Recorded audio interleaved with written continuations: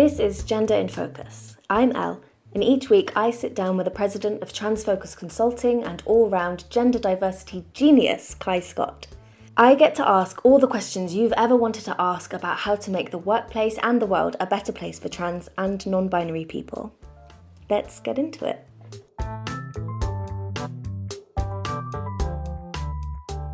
In this episode, we are talking about the wonderful world of gender data, my favorite topic. And I know you're not supposed to have favorites, but I do. We're here to give you some important tips and tools to help you sidestep challenges when it comes to data collection and uses. And I'm really excited to get into all the nitty-gritty and give you some tools at the end of the session in the side notes. I mean, as you've already alluded to, Kai, you are the biggest data nerd out there. Wow, Which I love it. is great. When it comes to collecting data at work, what context does what does that look like? In what context are people collecting data as a whole? Yeah, there's so many different places where gender data shows up. The most famous of them are the employee surveys that are conducted, whether a workplace culture survey or a census, or there's many different ways that companies or organizations collect that type of data.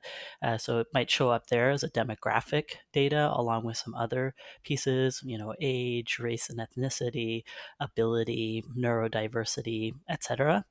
Or immigration status as well. So that's one avenue where gender data could be collected. And then there's also forms where employers can and do collect that data and then input it into a system. And so on a new employee form, they might collect that type of data. Now, it gets a little tricky because there's also third-party providers such as extended healthcare benefits providers that organizations dovetail with that collect on behalf of that third-party provider. And their data collection is not so much in their control, but they are collecting it from the employee and giving it to the third-party providers. And there, it sometimes can be gender, but sometimes it's sex. So it's a little bit murky or messy there, and whether we should be collecting sex at all. So we won't be speaking to that because that's its own kettle of fish, and there's some ways that companies and organizations can navigate that, but that's another source of data collection. I think a lot of people kind of take for granted that gender is one of those things that needs to be collected in the first place. Do you always need to collect gender data when you are doing things like forms or surveys? It's a really important question to pose. I know, like you said, it's kind of the way we've always done it, so we may not question or think to question the collection of that, but it really is important to use the data that's collected. So if there's not an intentional or direct use of that data, then it really warrants a close look to see if it's really necessary. So there are instances in which it's not necessary, especially if it's not applied in any context, or in some cases where we help organizations out with strategy around gender data, we find that it's underutilized. Maybe here and there it's kind of peppered in, but it's very light and doesn't really have any material positive impact on people's day-to-day lives at work. And so that there's kind of that should be factored in to make sure that it's properly and adequately utilized.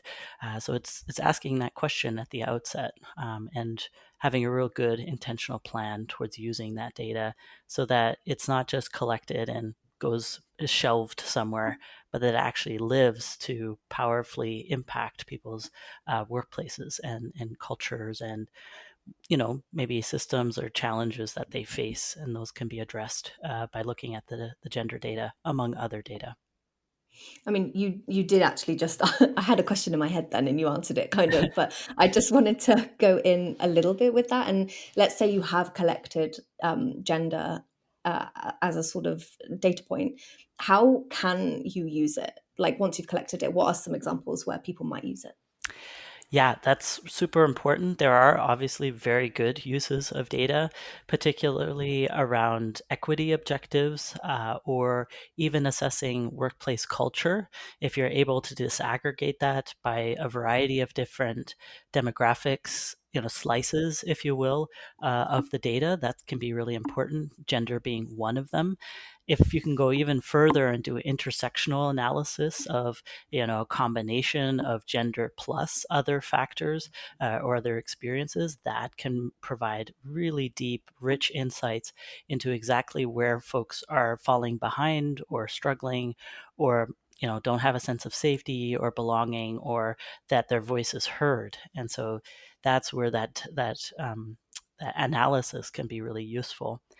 It's good if the organization has objectives for what type of workforce they want to have represented. Typically, that's kind of measured against the demographics of the place in which they have headquarters or their offices are located. So, if you're in Vancouver, for example, you'll want to replicate the demographics of that city. Or the province or territory or state if you're down in the United States. So there's many different ways to kind of set up goals that then you can measure against the data that's collected, the gender data or other types of equity data. And it really helps to see the progress along the way and where things are falling short, especially within positions of leadership within an organization. So typically, trans and non-binary folks, among other equity groups, are kind of at the lower echelons of organizations, and so setting up and measuring along the way can help highlight where there's still gaps and where things need to be put in place to intentionally help increase those numbers. So that's where all these types of data can be really useful and very powerful. Mm. When people are setting up their own kind of uh, surveys or ways to collect that data, um, when we're looking at response options, there's often man or woman. Mm-hmm. Uh, are there categories kind of beyond that, and how would you set that up exactly, or what are those options? Yeah, so that's the kind of $1 million question. People often recognize or are coming to an understanding that categories of man and woman are insufficient. They don't cover everybody. There are folks who are non-binary, agender, gender fluid, gender queer, etc. There are many other terms beyond the binary of men and women, and it is really important if data are being collected that it be at expanded form so that there's ways to measure folks who are non-binary or otherwise. Now, when it comes to what are the options, there are a few different ways to approach this. And there's a really important discussion happening in trans and non-binary communities and particular desires and interests in having something that feels not as boxed in, which is understandable given that people have been put in the wrong category and so feel Mhm. very boxed in by societal expectations or what they were assigned at birth in terms of their sex, etc. And so there tends to be in the community a strong desire for many categories and a lot of flexibility in terms of what to provide in a data collection context. Now, I will say, as a social scientist who has dealt with data so much, we've surveyed about 15 to 20,000 people now, maybe even more. Have you And really? yeah, it's been a lot. Oh my gosh. So, so we've tried so many different ways of doing it, along with the ones that are strongly desired by community. But unfortunately, check all the apply and fill in the blank are notoriously difficult from a statistical standpoint. And I'm not there to say let's dismiss it entirely, but from an organizational standpoint, mostly cisgender people are analyzing the data at the back end. So we want to be very thoughtful about not giving people just a pile of data that they don't know how to handle and don't treat properly and respectfully. Um, And so that's where we've given it a lot more thought. And Mhm. that's where you have to think about how many people are going to respond to your survey or form. And if it's a lot of people, like in the thousands, that's where it becomes easier to introduce some of this flexibility and openness. But unfortunately, if you have fewer than 1,000, that's where you're now risking having the data suppressed. And what do I mean by suppressed? Basically, if there's a number below a certain value, it varies by organization, that from a confidentiality and privacy perspective can't be released because it could Mhm. identify someone. And so there's this really fine balancing act we're trying to do as somebody who is both part of the trans community and non-binary communities and a social scientist. I find that unfortunately we have to go when it's fewer so that we don't get to this risky suppression levels because we do want that data represented. It's very important to be visible.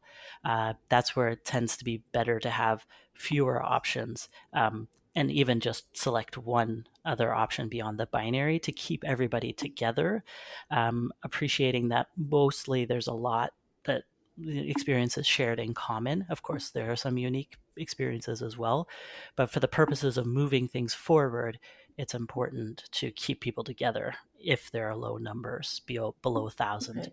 So there's a bit of a threshold that we try to help people in different pathways. And we've got all of this outlined in this fantastic decision making tree that kind of step by step helps organizations or even community members walk through to get to the best option possible. So just going into data suppression a bit more, could you kind of talk more about that and like what the options are and what the kind of pros and cons are around piecing things together?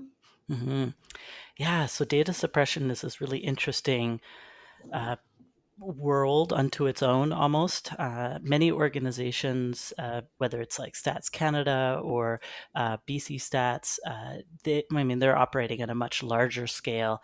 And so they tend to suppress at a very high, in my mind, high level. So, for example, in some instances, this is population wide. They'll say any number below 40 respondents gets suppressed, right? And so Okay. that would very definitely, uh, pretty much eliminate trans and non-binary responses in that instance. And so, as a result, when it comes to surveys, it's really important, as much as possible, to have a lower suppression number. We've gone down as low as five. Uh, Mhm. in one question or responses to one question, for a particular category, say a trans and non-binary category of folks. And so, as much as possible to have that be a low number. Many organizations are going to kind of be like around 10, 15, but unfortunately that really jeopardizes the representation of trans and non-binary folks, and people may not even realize it and have not thought it through. And so that's why we're paying particular attention to this and raising awareness around the kind of the role of suppression, while important and trying to protect confidentiality and privacy of folks. There's still a bit of a balancing act and try to get that as low as possible for that representation of folks. So yeah. Mhm. So how do we count trans men and trans women when we come to collecting this data? Mhm. Yes. Also, another important thing. So, when we talk about expanding the gender categories, that includes women and men, already existing categories, and adding either one or more categories for folks who are beyond the binary or between. Uh, and of course, that captures non-binary, agender, gender fluid, gender queer, etc. In a good way. But if there's not a follow up question, the men and women categories have both cisgender and transgender people in them. They do now still. And if there are a sufficient number of people above 1,000, then there can be a second question that can be asked that essentially allows folks who, do you are you transgender, which you can define: is your gender different than your sex assigned at birth, for clarity, and then have people say yes or no. And in doing so, you can then separate the categories of men and women into cisgender and transgender, and have more information there.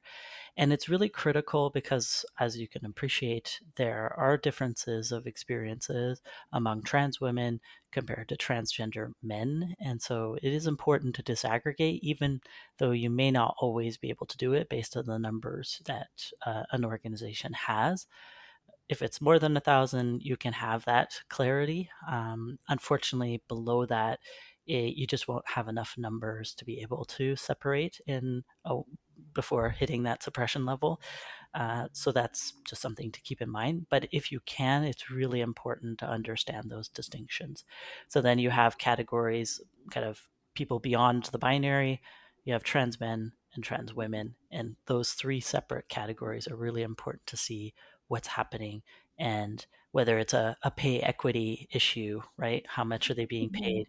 We're starting to see early data where non-binary folks are paid the lowest among uh, all the trans and non-binary folks, but then trans women are paid less than trans men. So it's kind of like, in order. And so to prioritize non-binary and trans women in terms of figuring out pay equity issues.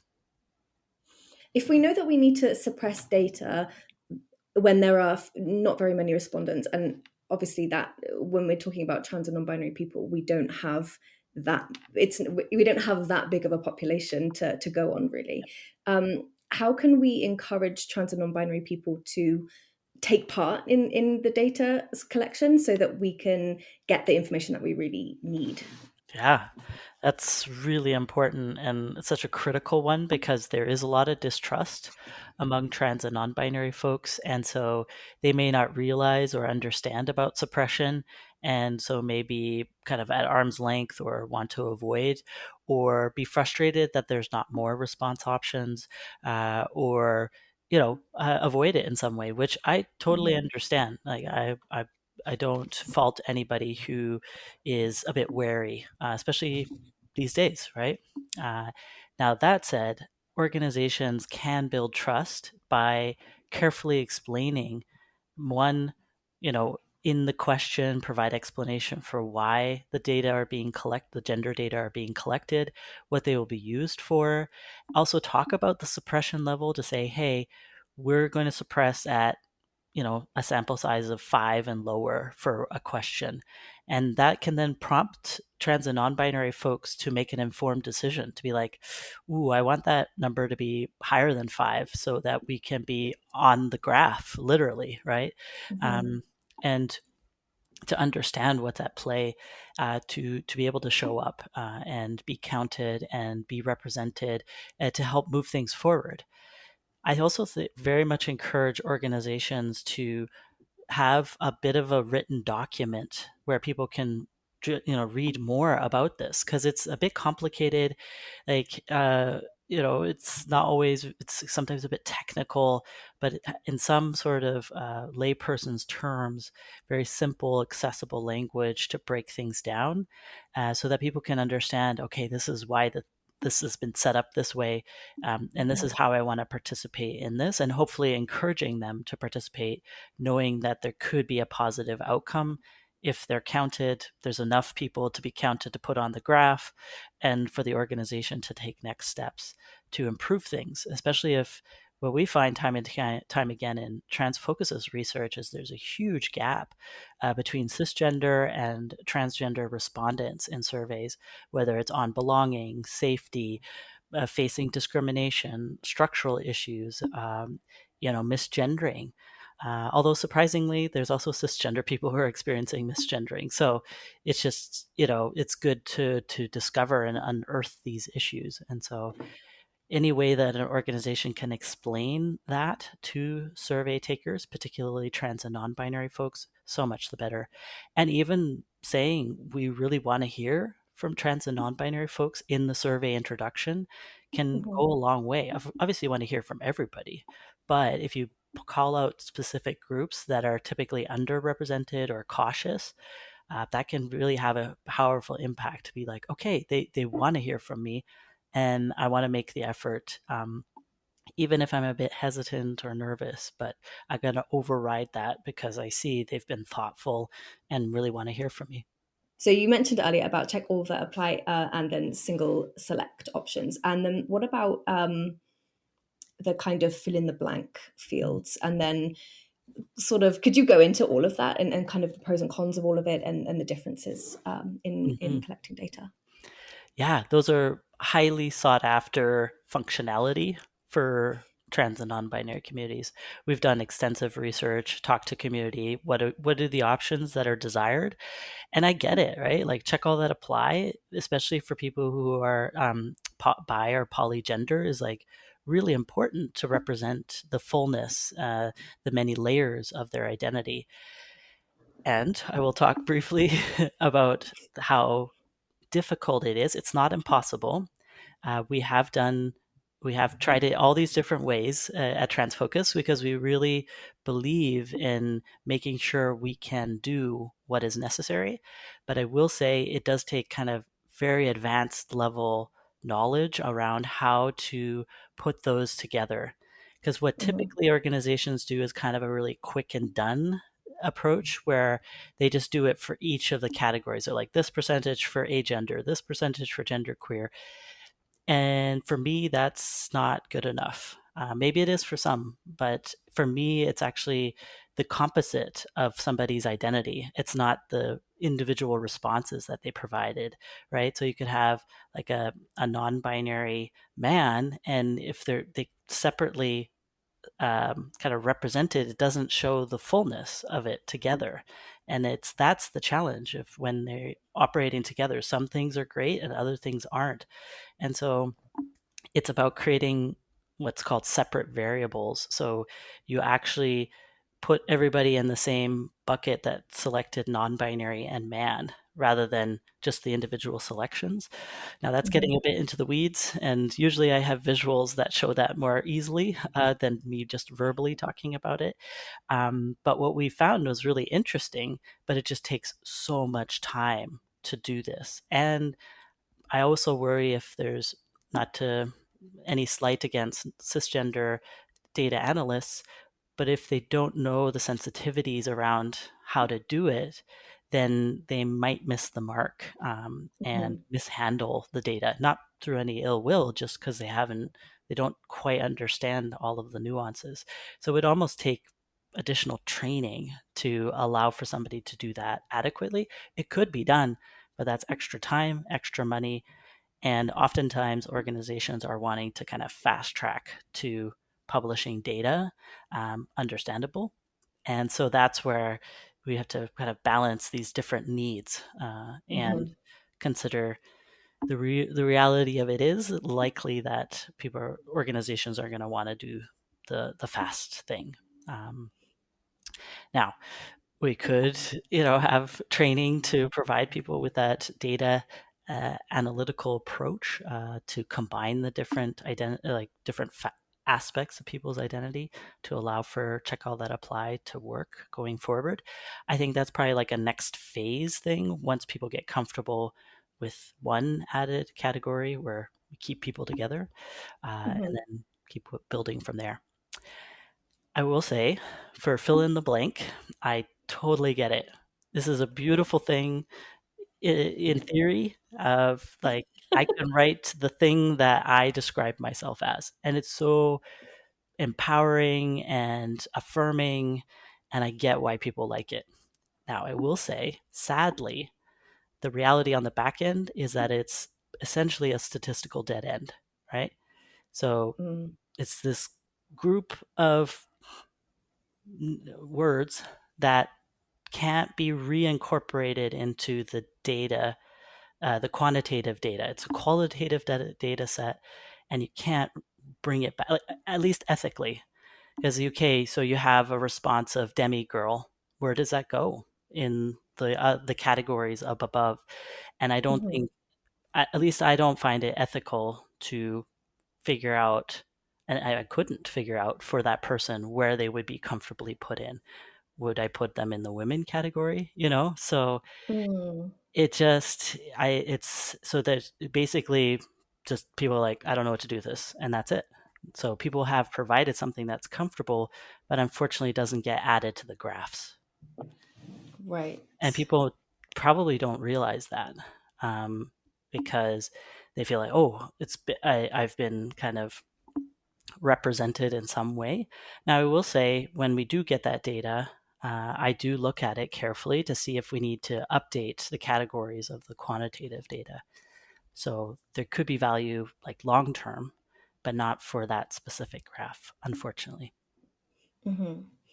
How do we account for two-spirit experiences when it comes to collecting this? Yes, also super important topic, and something that a lot of Two Spirit folks have spoken on. So I'm only echoing and conveying what I've been taught and heard. And so this is, as a non-Indigenous person, I don't want to be saying that I hold the truth on this matter. There's also a lot of community dialogue going on about it. But to date, what is really important is that it Two Spirit is an Indigenous specific term that can represent sexual diversity and or gender diversity. And because of that layer and that it's Indigenous specific, it's really important to collect it separate from any gender data or perhaps sexuality data that an organization collects. There might be a strong impulse or intuitive sense to include Two Spirit as a response option to gender, but from my understanding, it's best as something collected after the question of are you Indigenous or not. And if somebody says yes, then only they get to see the follow-up question of are you Two Spirit or some other nation specific term. And in that way, non Indigenous people do not see this question because, unfortunately, it's a very lovely and very beautiful term. And some non Indigenous people feel drawn to that term, even though it's essentially cultural appropriation, even Right. if they realize it or not. And so we don't even want them to be able to have that. As an option to incorrectly select it if they're not Indigenous. So it's kind of rerouting it in a different pathway to allow only those who are Indigenous to respond to that specific question. And because it can span both gender and sexual diversity, it needs to be its own question and not listed in gender data collection or sexuality collection. You mentioned earlier about the decision making tree that you've put together. We can include that in the show notes so that people can download it. So I'll add that. Do you have any kind of final thoughts or additions or anything else you wanted to say about it? Yeah, absolutely. I I think it's really important for organizations to think this through in a careful way. I know gender data collection, we started the podcast with, this is we're so used to collecting data that we might not think through it very much, and to be very thoughtful about how we expand the categories, and then how do we use the data at the back end for hopefully the most use, get the most use out of it. And that takes time. I know sometimes organizations are under pressure or there's crunch time and they've got to get this done. And so they kind of rush through the process. But I think there is value in taking that time to think it through. Obviously, not just for gender data. There's other equity categories that need to be considered as thoughtfully as well. Uh, and then doing that in a way that you're writing it down so it's very clear what the expectations are, and then making sure that staff are aware of what those expectations are. What is our suppression level? What are we using the data for? How are we collecting it and documenting it properly so that everybody's on the same page? Because what we find is, human resources will do one thing, and then you've got maybe an EDI team that's doing maybe a slightly different or a very different thing. Um, so there'll be some other random department that shows up and is doing something else. Maybe their engagement, I don't know. And so it's just making sure that it's an organization-wide approach, because otherwise, whether there's a trans or non-binary employee or a member of the public or a client, they're very confused by these different things. And I will say trans and non-binary people are particularly attuned to gender questions. We've seen the gamut, right? And we get kind of frustrated or annoyed if there's a lot of different things going on. Mm-hmm. My favorite is when people say, um, what is your gender slash sex? And then I'm like, Oh, great. oh boy, oh no, that gets a trans person just going in circles. um, so it's really helpful to have thought it through so that there's a consistency and a standardization, so that we don't have trans people and non-binary folks scratching their heads wondering what's going on. So that's why we've got a course just purely dedicated on what are the issues and what are the best practices, solutions for gender data collection with different realities at play, different organizations. So besides the free tool that will give you the decision making tree, will also provide you with access with a few few pieces that will be free content for you to look at to see if that could be a good fit for your organization as you're trying to work through it. Always the door is open at Transfocus for strategy sessions where we can real time work on these things together with you. But I just encourage you, whether it's with us or not, just to be very thoughtful in your approach to gender data. Great. And where can everyone find you on social media, Kai? Yes, so we're on all the socials, whether LinkedIn, Facebook, Instagram, TikTok, Threads, etc. I think there might be one other, but I can't remember it right now.